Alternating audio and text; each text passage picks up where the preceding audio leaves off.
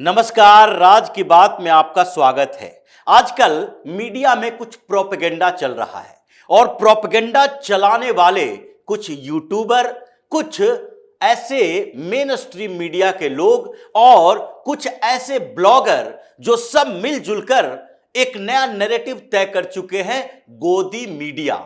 लेकिन गोदी मीडिया ये जो शब्द है इन लोगों ने इजाद किया है प्रधानमंत्री नरेंद्र मोदी के सपोर्ट करने वाले मीडिया के तौर पर, लेकिन इसने दूसरा नैरेटिव को इग्नोर करके रखा है। यानी कि वो मीडिया जो कांग्रेस की चरण वंदना करती है, जो राहुल गांधी के पीछे पीछे चलती है, जिसमें कांग्रेस के नेताओं का स्टेक है, जो मालिक है वो कांग्रेस के नेता हैं, जो फंड दे रहे हैं वो कांग्रेस के नेता हैं, और अंतरराष्ट्रीय स्तर पर जो फंड देने वाली कुछ एनजीओ सोसाइटी है वो इन लोगों को कैसे पैसा दे रही है, अमेरिका से कैसे इन्फ्लुएंस करने के लिए यहां पैसे भेजे जा रहे हैं, चीन से कैसे फंडिंग हो रही है हिंदुस्तान के लोगों को इन्फ्लुएंस करने के लिए, और ये तय नहीं करते, ये बताते नहीं। इसलिए अब सरकार ने भी सख्त रुख अपनाया है और साथ ही कोर्ट में भी भारतीय जनता पार्टी अब सख्त रुख अपनाने वाली है। यह दो तरफा कार्रवाई हो रही है, जिसमें सबसे पहला नंबर जो आया है यह ध्रुव राठी का आया है, जो बार बार गोदी मीडिया पीएम मोदी के खिलाफ अभियान चला रखा है, जिसके पाकिस्तान में ज्यादा व्यूअर हैं, जो हिंदुस्तान में कांग्रेस के समर्थक और खासकर मुसलमान, जो यहां पर 20 करोड़ से ज्यादा मुसलमान पनप चुके हैं, ये सारे उसके वीडियो को देखते हैं और फिर एक नया नैरेटिव क्रिएट किया जाता है कांग्रेस के माध्यम से कि देखो पीएम मोदी के खिलाफ इसने कुछ बात कही और करोड़ों लोग इसको पसंद कर रहे हैं। पसंद करने वाले करोड़ों लोग कौन हैं ये बात नहीं बताएगा। वो भी लोग हैं जो कि अभी भी 50% से ज्यादा लोग भारतीय जनता पार्टी के अगेंस्ट भी वोट करते हैं और भारतीय जनता पार्टी के खिलाफ भी हैं, लेकिन उसमें से कम 30% ऐसे लोग हैं जो पीएम मोदी से नफरत करते हैं, और उसमें सबसे ज्यादा संख्या किसकी है? मुसलमानों की। 18 से 19% की आबादी वाले ये मुस्लिम समुदाय पीएम मोदी से नफरत करता है, और दूसरे वो वर्ग भी है जो कि कांग्रेस की दलाली करते हैं, जो कांग्रेस की चरण वंदना करते हैं, जो राहुल गांधी को अपना आका मानते हैं, जिन्होंने गुलामी की मानसिकता अपने अंदर समाहित कर ली है। साल दर साल ये कांग्रेस की गुलामी ही करते आए हैं, वो भी पीएम मोदी से नफरत करते हैं। लेकिन कुछ न्यूट्रल वर्ग भी हैं जो कि पीएम मोदी से नफरत नहीं करते।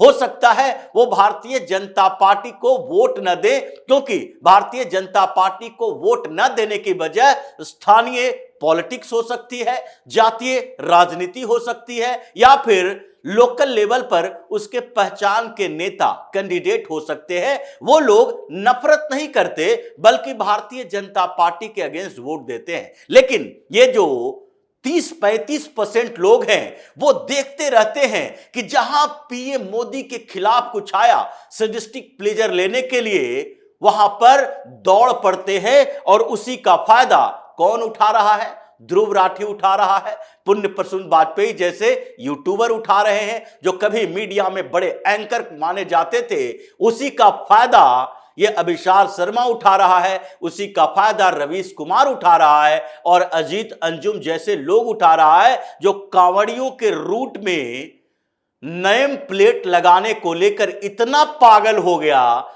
कि जाकर ग्राउंड में वो आरिफ फल वाले से फल खरीदने लगा। ये मुस्लिम ठेला वालों को पकड़ पकड़ कर बोल रहा है हम तो तुमसे फल खरीदेंगे, लेकिन ये फल खरीदने, सामान खरीदने पर प्रतिबंध नहीं था, सिर्फ नाम दिखाने की बात थी। और ऐसे लोग अजीत अंजुम जैसे एक दो नहीं हैं, ये सैकड़ों की तादाद में कुकुरमुत्ते की तरह पनपते हैं, जो अपने फायदे के लिए अपने धर्म का, अपने समाज का, अपने देश का नुकसान करवाते हैं। और इसलिए दो तरफा कार्रवाई शुरू हो गई है। पहले तो ध्रुव राठी को नपना है, लगभग वो नप चुका है। जर्मनी में रहे या यूरोप के किसी देश में रहे, उसे घसीट कर लाया जाएगा, क्योंकि उसके खिलाफ दोहरी कार्रवाई शुरू हो चुकी है। पहले तो कोर्ट से नोटिस गया, साकेत कोर्ट से समन भेजा गया है, ध्रुव राठी को उसे बुलाया गया है, आकर अपनी बात रखो। मामला है उसके एक वीडियो से लेकर जिसमें नफरत पैदा की गई है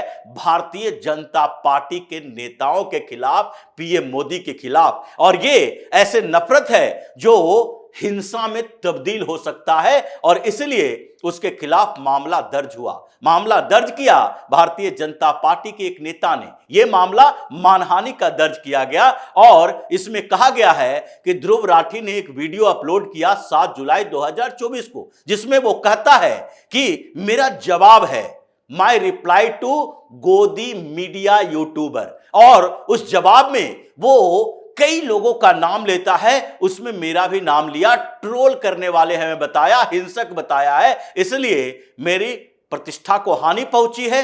तो साकेत कोर्ट में उसने मानहानि का मुकदमा दर्ज किया, और उसके खिलाफ फिर ध्रुव राठी को नोटिस भेजा गया है, आप इसका जवाब दो। अब वो वकील के थ्रू जवाब तो देगा, लेकिन कोर्ट में सिर्फ इतना ही नहीं चला, एक और इन्वेस्टिगेशन चल रहा है ध्रुव राठी के खिलाफ, और वो है स्पीकर ओम बिरला के बेटी के यूपीएससी में सिलेक्शन को लेकर जिस तरीके से इन लोगों ने प्रोपेगेंडा फैलाया था। और उसमें सोशल मीडिया एक्स पर ध्रुव राठी का एक पैरोडी चलता है, और पैरोडी पर लिखा हुआ था कि कैसे इन लोगों ने पैसा खर्च करके सिविल सर्विसेज का एग्जाम क्रैक किया है, और उसके खिलाफ पहले मामला दर्ज किया गया।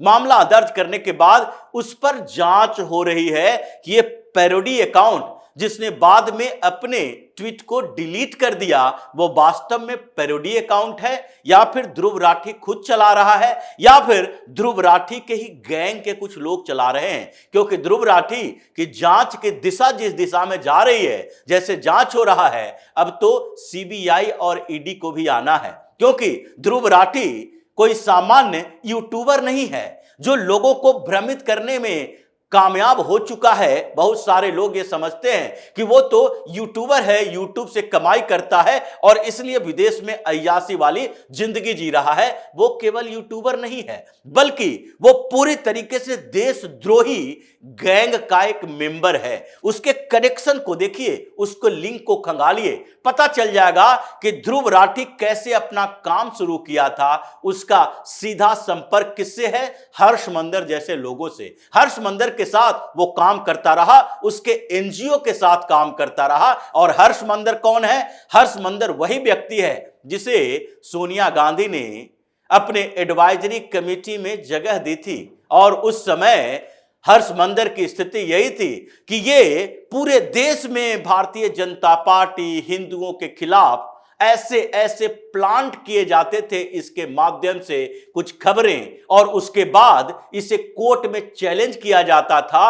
और फिर गुजरात में तो इसका बेस ही रहा है, ये एक आईएएस अधिकारी था, और फिर उसके बाद इसने वॉलेंटियरी रिटायरमेंट लेके कांग्रेस की चमचागिरी शुरू कर दी, देश के खिलाफ काम करना शुरू कर दिया, और 3 से 4 एनजीओ बनाकर रखा। और वो हर्ष मंदर कौन है? वही हर्ष मंदर है जिसके एनजीओ को ओपन सोसाइटी फाउंडेशन से पैसा मिलता है, यानी कि जॉर्ज सोरोस के गैंग का वो मेंबर है, और उसी गैंग का मेंबर ये ध्रुव राठी है। मतलब ये जो पैरोडी अकाउंट वाले ये समस्या आई है, जिसमें साइबर सेल जो इसका इन्वेस्टिगेशन कर रही है, साइबर क्राइम वाले, उसमें अब एक रिपोर्ट ये भी सामने आई है कि इसको भेजा जाएगा सीबीआई और ईडी के पास, क्योंकि इसमें ध्रुव राठी के खिलाफ जांच इस बात की भी हो रही है कि उससे फंडिंग कहां कहां से मिल रहा है, कहां कहां के पैसे उसे दिए जा रहे हैं। जैसे न्यूज क्लिक का चला था पता, ये वही दिशा है जैसे न्यूज क्लिक में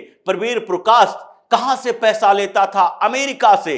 अमेरिका से नवेली रायसिंघम पैसा भेजता था और वो पैसा कहां का था? वो चीन का पैसा था। किस लिए था? क्योंकि ये हिंदुस्तान के अंदर चीन का एक इन्फ्लुएंसर बने, वहां के विचारधारा को आगे बढ़ाए, बताए इस बात को कि कैसे हिंदुस्तान और चीन के बीच संबंध जो खराब हुए हैं और हिंदुस्तान और चीन के बीच का जो बॉर्डर डिस्प्यूट है उसमें प्रधानमंत्री नरेंद्र मोदी की कमजोरी है। यह भी बताए कि कश्मीर का कई क्षेत्र अभी चीन के कब्जे में है, अरुणाचल प्रदेश विवादित है, वो चीन कभी भी उस पर कब्जा कर लेगा। यहां डोकलाम का विवाद में चीन फ्रंट फुट पर खेल रहा है, भारत बैक फुट पर खेल रहा है और उसके साथ ही कुछ प्रोपेगेंडा खबरें भी चलाए कि देखो ये चीन से भारत का संबंध जिस तरीके से चल रहा है और उसमें जो मोदी की सरकार कहती है कि नहीं नहीं चीन के खिलाफ हमने बड़े कार्रवाई किए हैं, उसको ये उल्टी दिशा में ले जाए, व्यापारिक संबंधों की चर्चा करे। यानी कि इन्फ्लुएंस करने का दो तरीका, यानी एक तरफ चीन की बात को ऊपर रखना, दूसरी तरफ मोदी सरकार को क्रिटिसाइज करना चीन के मुद्दे पर, ताकि राहुल गांधी जैसे चीन का दलाल फिर से कुर्सी पर बैठे और चीन की दलाली करने वाले सारे लोग मिलकर फिर से हिंदुस्तान का नुकसान कर सके। ये इसकी तरीके होते हैं, मोडस ऑपरेंडी होता है। और इसी तरह से ध्रुव राठी भी है और इसी गैंग में जो सेंधमारी चल रही है, साकेत के कोर्ट ने नोटिस भेजा, उधर पैरोडी अकाउंट को लेकर इन्वेस्टिगेशन हो रहा है, अब ईडी इसके मनी की ट्रेल की जांच कर रही है, तो दूसरी तरफ अजीत अंजुम, रवीश कुमार, अभिसार शर्मा सबके ऊपर भी जांच शुरू हो चुकी है। अभिसार शर्मा तो न्यूज क्लिक के मामले में फंसा हुआ है। इसने तो कहा कि हमें तो पैसा मिल रहा था क्योंकि हम वो गेस्ट के तौर पर वहां जाते थे, उसके साथ बातचीत करते थे, हमारे वीडियो बनाए जाते थे। लेकिन अब यहीं तक मामला रुका हुआ नहीं है। ये सारे लोग जो उर्मिलेश को पैसा देना, अभिसार को पैसा देना, ये लाखों लाख रुपया न्यूज क्लिक से इन लोगों को जो दिया जा रहा था, जो कि अब इनकी औकात ही नहीं है कि ये इतनी सैलरी पर किसी मीडिया संस्थान में काम कर सके, तो ये विदेशी पैसों से चल रहे उन संगठनों में साठगांठ करते हैं, देश के खिलाफ, सरकार के खिलाफ, और गद्दारों का गैंग पैदा होता है जिसमें ध्रुव राठी का नाम भी शामिल है। और ये लगातार ऐसे प्रयास करता है, चाहे चुनाव से पहले इसने एक वीडियो जो बनाया था तानाशाह पर, उसको भी कांग्रेस ने अपने हैंडल से चारों तरफ फैलाया कि देखो ये तो एक निष्पक्ष पत्रकार है जिसने तानाशाही की बात कही है। ये राहुल गांधी नहीं है, ये कांग्रेस नहीं है, बल्कि एक निष्पक्ष लोग है जिसने तानाशाही की बात की है। लोगों को यह समझना चाहिए और सामान्य बुद्धि के सामान्य लोग उसके इन्फ्लुएंस में आ भी जाते हैं। 2-4% लोगों को इन्फ्लुएंस करना कोई बहुत बड़ी बात नहीं है। इसी तरीके से रवीश कुमार को देखिए, अजीत अंजुम को देखिए, पुण्य प्रसून वाजपेयी को देखिए, ये सारे लोग जिस एजेंडे पर काम कर रहा है, अब इन लोगों के खिलाफ इन्वेस्टिगेशन शुरू हुआ है। ज्यादा समय नहीं है, धीरे धीरे एक एक करके इनके खिलाफ एक्शन होगा, क्योंकि अब सरकार उस मोड में नहीं है कि तुम बार बार गोदी मीडिया कहते रहो और सरकार चुप रहे, इन्वेस्टिगेटिव एजेंसी चुप रहे, क्योंकि तुम दलाली कर रहे हो, विदेशी पैसे खा रहे हो, कांग्रेस के चमचागिरी कर रहे हो और कह रहे हो गोदी मीडिया किसे, जो कि सामान्य पत्रकारिता कर रहा है, जो दोनों की बातें कह रहा है उसे गोदी मीडिया कह रहा है। अगर गोदी मीडिया की बात होती है तो क्या न्यूज 24 का जिक्र होता है, जिसका मालिक राजीव शुक्ला आज मल्लिकार्जुन खड़गे के पीछे बैठकर डिबेट में हिस्सा ले रहा है, राज्यसभा का सदस्य है, कांग्रेस का बड़ा नेता है। क्या इन लोगों ने कभी इस बात का जिक्र किया कि कैसे सीताराम येचुरी की पत्नी इंडियन एक्सप्रेस में काम करती रही, कैसे ये वामपंथियों के गैंग है जो पूरी तरीके से बीबीसी हिंदी पर हावी है, जहां रूपा झा जैसे एडिटर इन चीफ है, इंडिया हेड है, जिसकी बहन सीपीएम का पोलित ब्यूरो की मेंबर भी है स्टेट लेवल पर। ये सारे के सारे दलाल मीडिया वाले इस बात का जिक्र नहीं करते कि कैसे हर संस्थान में कांग्रेस ने अपने चमचे बेलचे पाल रखे हैं जो उसके लिए काम करता है। लेकिन गोदी मीडिया का जिक्र पीएम मोदी के लिए करेगा कि मोदी ने पूरे मीडिया पर कब्जा कर रखा है, जो राहुल गांधी के शब्दों में है। तो अब बर्दाश्त की सीमा खत्म, अब सरकार एक्शन पर आ रही है। भारतीय जनता पार्टी के नेता भी एक्टिव हो चुके हैं कि इन लोगों को चुन चुनकर एक एक के खिलाफ केस करो और कोर्ट से पहले इन लोगों को इन्वेस्टिगेट कराने का नया तरीका ढूंढो और फिर एजेंसियां इसके इस पूरे कारोबार का इन्वेस्टिगेशन करेगी। अब धड़ाधड़ इन लोगों का विकेट गिरने वाला है। जिस तरीके से ये बार बार जिक्र करता है बोलने की आजादी नहीं है और बोलता वो है जो कि देश के खिलाफ, समाज, सरकार, व्यवस्था के खिलाफ हो, तो अब बोलने की आजादी कैसी होती है अब इन लोगों को दिखाया जाएगा। तो इसी तरह की खबरों के साथ फिर से हाजिर होंगे। तब तक के लिए बने रहिए हमारे साथ और देते रहिए हमें सहयोग ताकि इसी तरह की खबर हम आपके लिए लाते रहे। धन्यवाद।